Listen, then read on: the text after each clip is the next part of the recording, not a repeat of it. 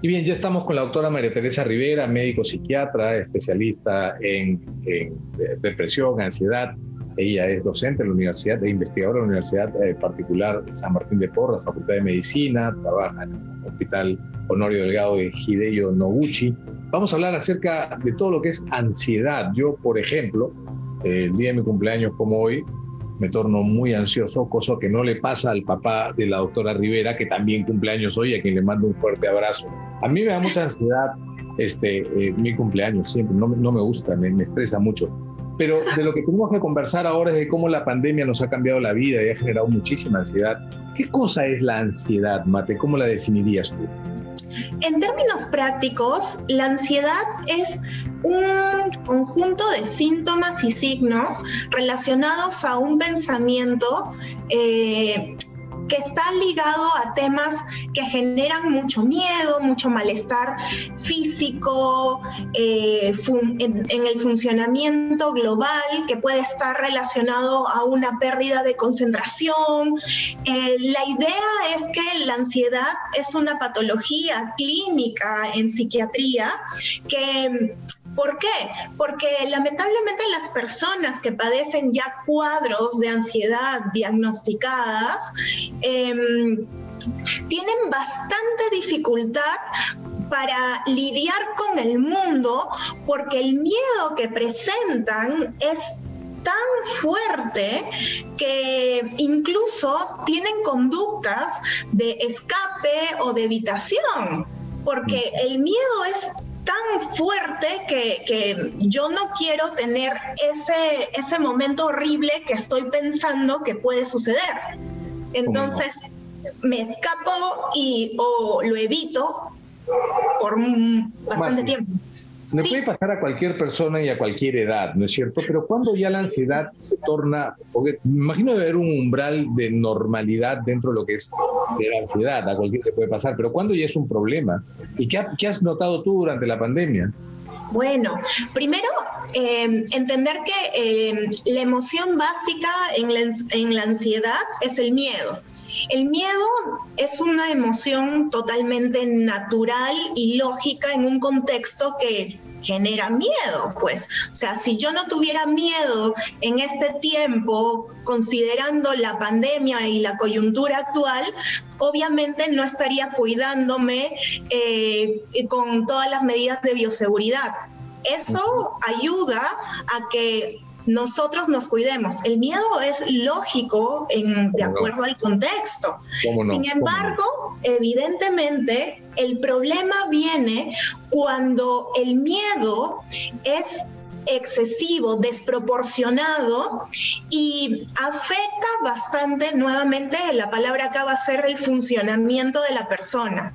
Es decir, la conducta habitual que tienen, por ejemplo, tú o yo de no sé, conversar con la familia, salir de repente a montar bicicleta, eso ya no se da porque existe este miedo. A propósito del tema de COVID, en realidad, específicamente del COVID, es que la persona tiene tanto miedo de contagiarse que en realidad deja de hacer literalmente todo lo que usualmente podría hacerlo con las medidas de bioseguridad. Y puede cometer errores. Pero por supuesto. ¿No? Tenemos que irnos a una pausa, Mate, y en el siguiente segmento quiero hablar acerca de las complicaciones, las consecuencias sobre la salud y el bienestar de las personas. Quiero hablar sobre qué porcentaje de personas podría haberse visto incrementado el episodio de ansiedad en tu consulta al día a día. De eso vamos a conversar en el siguiente segmento. Mate, ¿quiénes tienen más riesgo de tener ansiedad? ¿Qué porcentaje de la población con pandemia calculan ustedes, los psiquiatras, está presentando cuadros de ansiedad? ¿Y en qué grupos de edad? Bueno, en realidad, como bien claro lo dijiste en el bloque anterior, la ansiedad puede estar presente en cualquier grupo etario. El punto es la forma en que la persona se conduce a continuación de justamente de la cronología en la edad. Por ejemplo, actualmente el principal factor de riesgo de tener problemas de ansiedad, la verdad, es ser personal de salud de la primera línea. Uh-huh. La mayoría de colegas, médicos, pero también enfermeras, técnicos, personas que están expuestas a ver el sufrimiento por temas de COVID, están desarrollando problemas de ansiedad. Y no solamente en temas de trastorno de ansiedad generalizada o ataques de pánico, sino también reacciones adaptativas con síntomas ansiosos, síntomas depresivos, reacciones de estrés agudo e incluso trastornos de estrés postraumático. Entonces, la gran mayoría que se está, que está expuesta a este tipo de situaciones, como incluso familiares que han tenido, que han evidenciado la muerte o las complicaciones de sus familiares, pues tienen el mayor riesgo de sufrir este tipo de problemas. Sí, es un tema que se está viendo actualmente y es caótico. Mate, ¿cómo podemos hacer para reconocer que estamos dentro de un cuadro de ansiedad o algún familiar, alguna persona llegada a nosotros? ¿Qué signos dan? Bueno, primero reconocer que la persona ha cambiado la forma de conducirse de manera habitual.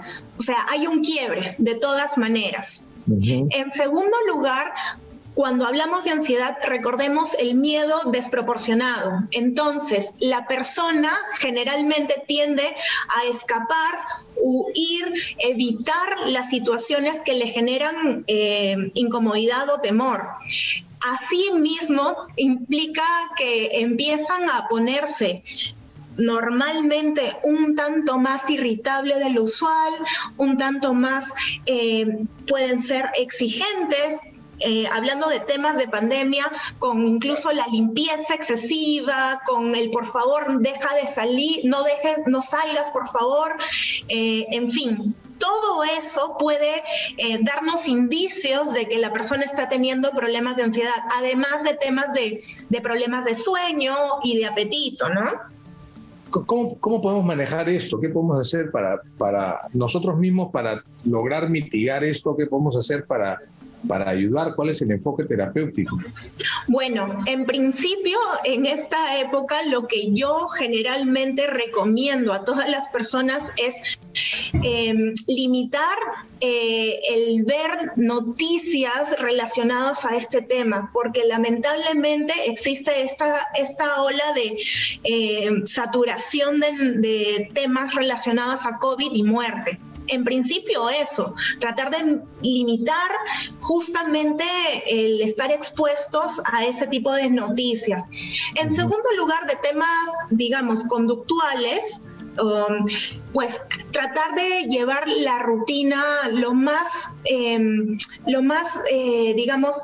similar a la época prepandemia. De hecho, que estamos en un proceso de adaptación porque esta es una nueva realidad.